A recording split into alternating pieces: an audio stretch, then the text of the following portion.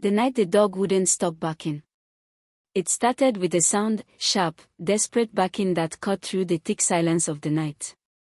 I was on my way back from my uncle's house in CHUK'MA when I heard it. The dog barked like it had seen a ghost. It wouldn't stop.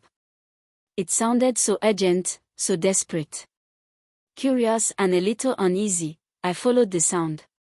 The moon was barely visible, and the night air was thick with the smell of damp earth. As I got closer, I saw the dog. It was the stray that had been following the old beggar around for weeks.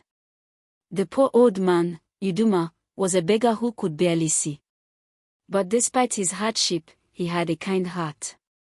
One evening, he had shared his tiny piece of bread with the dog.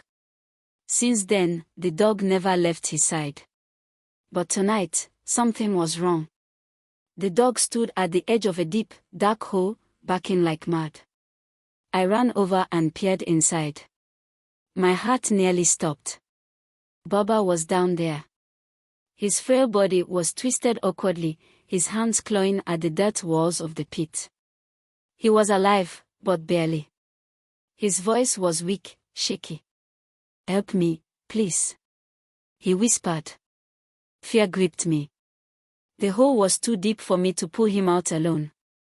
And the worst part, the hole wasn't supposed to be there.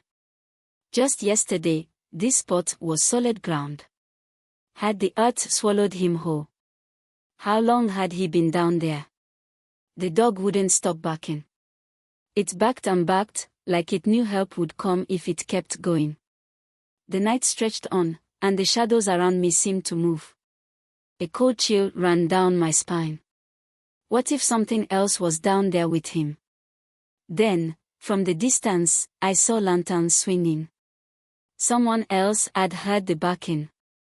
Villagers rushed over, their voices mixing with the dog's frantic barks. We threw down a rope and pulled Baba CHUK'MA out. He was cold, shaking, barely able to stand. But he was alive. As we carried him back to the village, the dog followed, never leaving his side. That night, as I lay in bed, I heard it again. The barking. But this time, it wasn't near the hole. It was outside my window. I peered outside and saw the dog staring at me and won't leave. Is the dog hungry for food or trying to protect me? I shut my window and locked my door. But the barking didn't stop. Perhaps, the dog was thanking me for coming to the rescue of his old friend. Moral of the story: kindness always comes back, sometimes in the most unexpected ways. Thanks for watching.